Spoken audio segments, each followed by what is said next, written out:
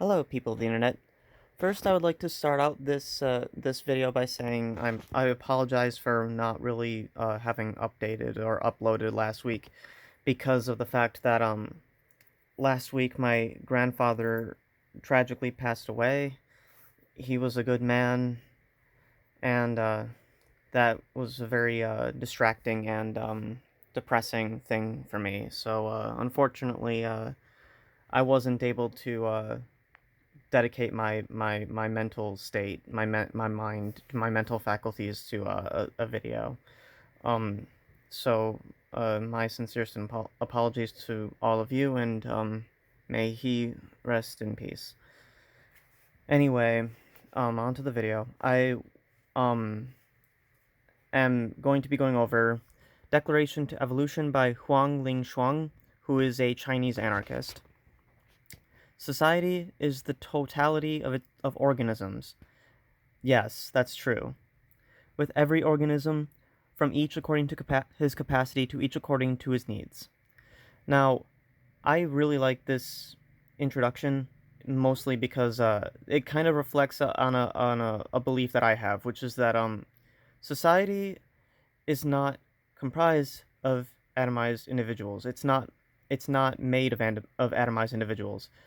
Society is made up of individual people who are different from each other, but are all part of the same whole, part of the same society, part of the same, essentially the same, the same biome, the same. I could even just go and say the same organism almost, if we want to talk of the Earth. Our environment is like an organism. We are essentially We are essentially not atomized individuals, but rather we are people with own individual tastes and personalities who all culminate together, who all collectively work together in our own common interests. At least that's the ideal. Obviously, capitalism gets in the way of that. Seeking help from others, seeking help from his group. The human being should be able to spend less time to bring more happiness. True, because if all people in society worked a little bit, then we could all have everything we need and then some. Whereas under capitalism, we're essentially forced to overproduce for the sake of some big man's profit, some rich man's profit, the capitalist man's profit, the CEOs, the shareholders, and whatnot, all for their gain. That's why we overproduce. We don't overproduce because we need to. We produce way more than what we need. We actually produce enough food to feed 10 billion people.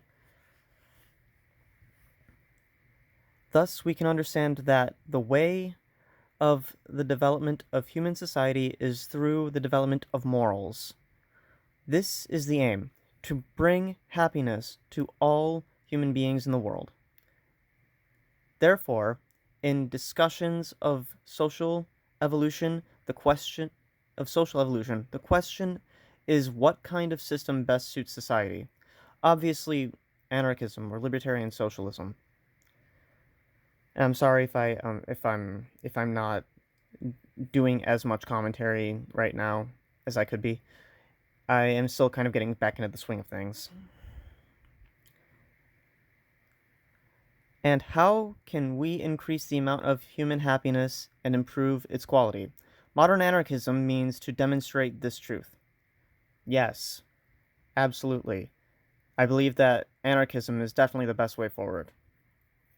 Or libertarian socialism. Now that the truth is clarified, it is time for us to start a revolution and realize the aim of this truth. What does revolution mean? In Chinese, we get to learn a little bit of Chinese here. In Chinese, the term "geming" is called revolution in Western languages. Rei, I think, means revolution, or Rei means gang. Sorry, I messed that up. Rei means gang or more, and evolution means Jinhua, or something like that, I think. I probably am pronouncing that way wrong, I don't know. If we combine Ray and evolution, we get the term revolution, which simply means more evolution. Ray and evolution.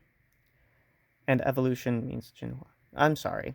Anyway, what I think that means is that essentially, revolution is just a gradual step towards a better society, which is why I tend to think that accelerationism and things like a violent militaristic overthrow of the state and capitalism are bad ideas, and we shouldn't do them. Primarily because of the fact that in our modern society, in the society we live in now, the contemporary period, it wouldn't work. It would be very impractical, and it would most likely fail, and probably lead to a society more akin to a kind of totalitarian regime, and no one wants that, especially not in America. That's why I think that the best way to move forward is through a gradual process, a kind of revolution through, again, as I've stated in previous videos, a change in the cultural paradigm, as in spreading ideas of workplace democracy, of freedom in and democracy in the workplace. I mean, sorry, I repeated myself there.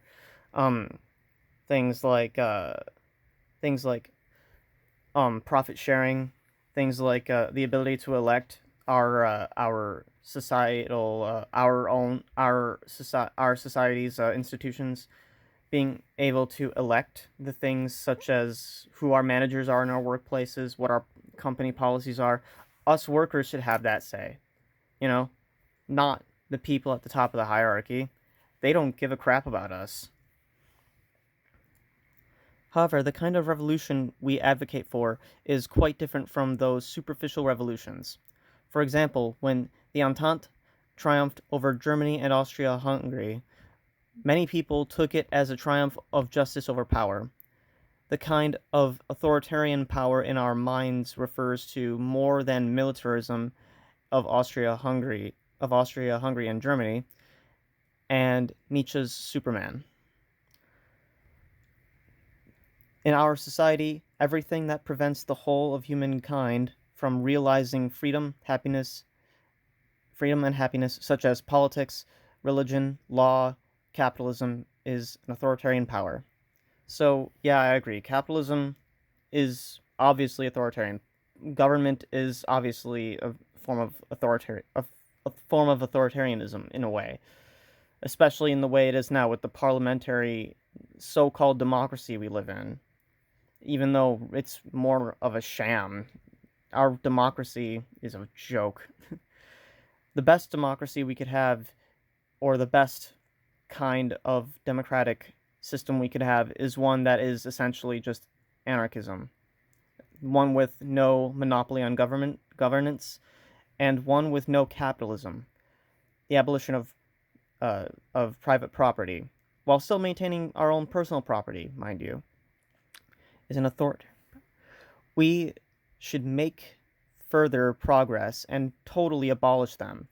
The world revolution by the common people leads to their life of mutual aid, from each according to his capacity to each according to his need. I prefer Kropotkin's way of saying that, which he reversed it. He said to each according to needs, from each according to their ability, or capacity, if you will. And I like that more because it addresses the idea that needs are more important than one's capacity to work. If we don't fulfill our needs, we won't be able to really work. I mean, like, people say that if you have depression, then that means you're lazy, but in reality, well, I mean, at least, people who are like, conservative types who think that mental disorders are excuses not to work and so on and so forth. That's not true. We need to have our needs met in order to become productive people in society. This is the truth of evolution. No government, and no private property. Now, here's the thing about that. First of all, I do believe that that anarchism can have government in a way. It's not going to be the same kind of government that would exist that exists right now. Like, for example, I think even Peter Kropotkin once said that politics will still exist in an anarchist society. It will just be in an entirely different form.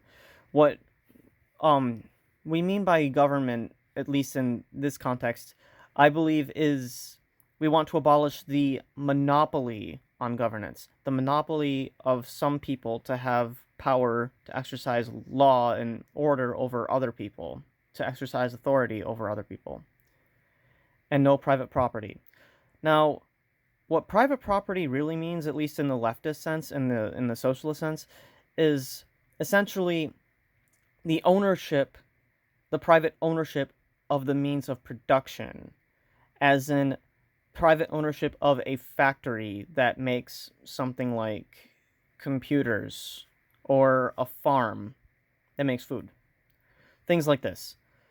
We're not saying that we want to abolish we're not saying that we want to take away people's personal possessions. We're not saying that we want to take away or steal from people from their homes and redistribute that. No, what we're saying is that we want to abolish the ownership of those factories by private institutions, by private actors.